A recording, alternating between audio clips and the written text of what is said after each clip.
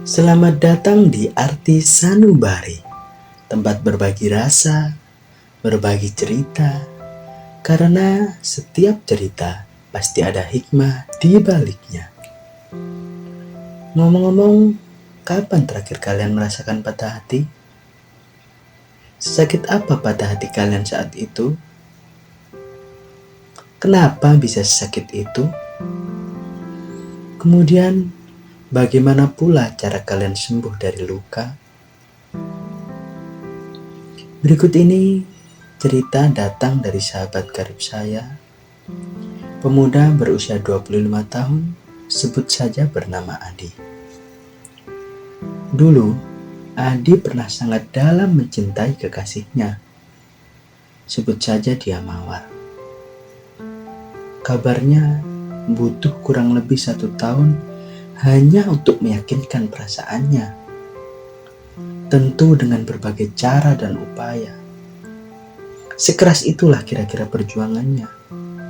Maka sedalam itu pula cintanya. Sayangnya, setelah hanya menjalin hubungan kurang lebih 5 bulan, mendadak Mawar meminta putus.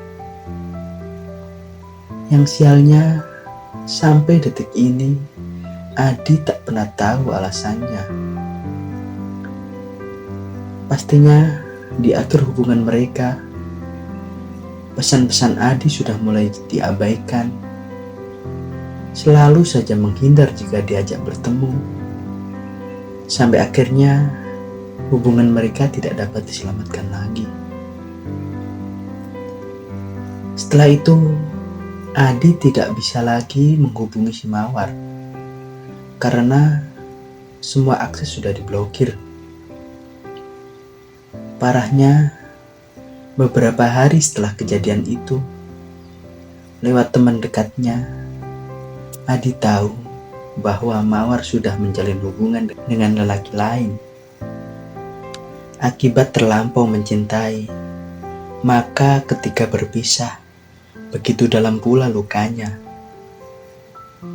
Memang lelaki cenderung menggunakan logika, tapi sekali menggunakan hati, kemudian hatinya patah, maka jatuhnya seakan-akan tak ada logika.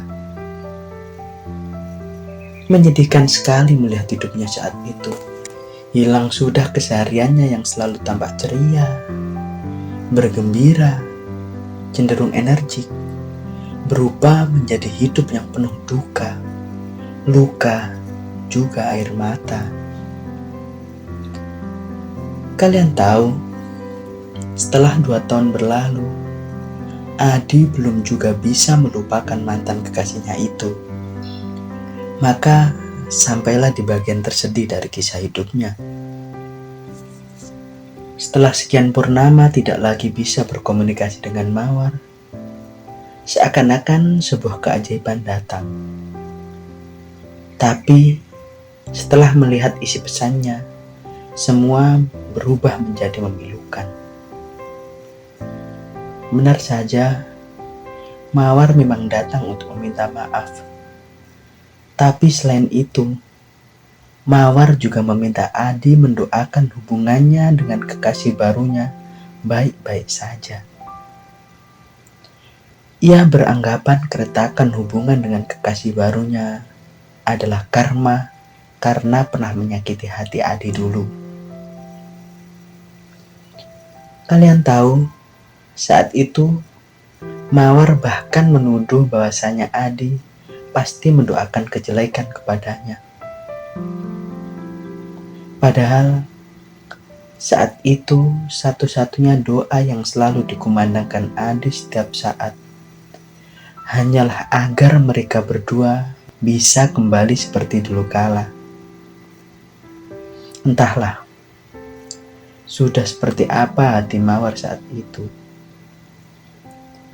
Apakah dia tak tahu bahwa Adi masih sangat mencintainya, masih senantiasa menunggunya.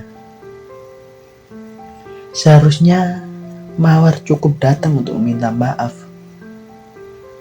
bukan malah meminta sesuatu yang justru menenggelamkan Adi kepada lukanya yang semakin dalam lagi. Apalagi menuduhnya seperti itu. Sudahlah, jika memang hatimu terluka, sembuhkan. Jangan justru malah melukai orang lain.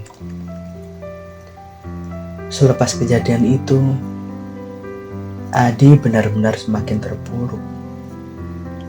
Jatuh sejatuh-jatuhnya. Seakan semua harapan sudah sirna. Semua berubah menjadi derita dan air mata. Ia enggan lagi beraktivitas, enggan bertemu dengan orang-orang, bahkan lebih sering mengurung diri di kamar. Sampai akhirnya pikirannya benar-benar kalut, buntu, hingga dia memutuskan mengakhiri hidupnya. Benar-benar seperti kehilangan logika. 2 kali dia menegak sabun cair, pingsan, hampir sekarat, hingga beberapa hari rawat inap di rumah sakit. Untung saja nyawanya masih bisa diselamatkan. Disitulah dia merasakan titik terendah dalam hidupnya. Setelah diselamatkan dari maut, ia merasa diberikan Tuhan kesempatan kedua untuk hidup. Maka sedikit demi sedikit ia mencoba bangkit. Mencoba sekali lagi memperbaiki hidupnya.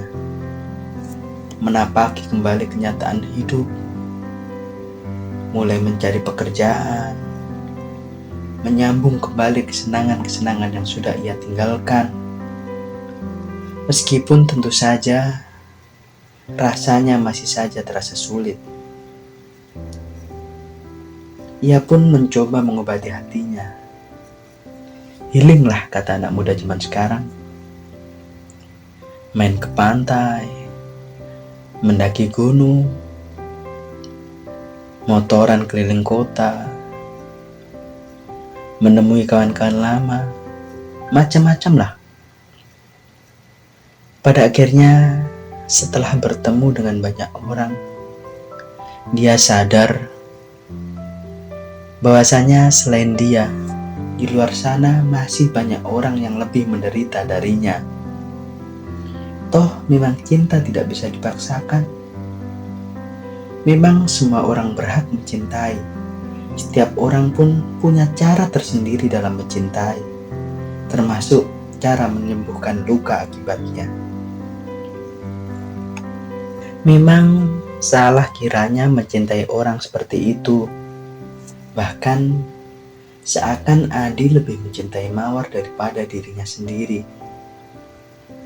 Karena sedalam apapun kita mencintai seseorang, kalau memang dia bukan jodoh yang disiapkan Tuhan untuk kita, toh tidak akan pernah kembali. Kemudian buat apa kita terpuruk karena memikirkan orang yang sudah tak pernah lagi memikirkan kita? Bukankah ketika kita memikirkan seseorang yang sudah bahagia dengan orang lain, padahal kita masih mencintainya, justru akan menyakitkan diri kita sendiri?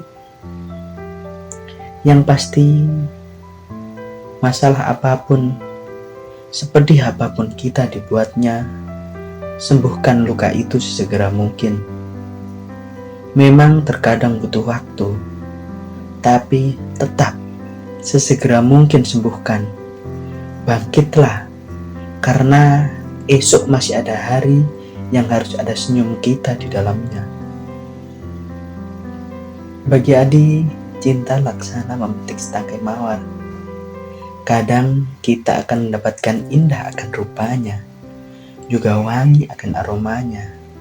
Tapi kita juga harus siap menahan sakit akan durinya. Maka itulah sebab ia menamai mantan kekasihnya sebagai mawar merah muda. Sekian.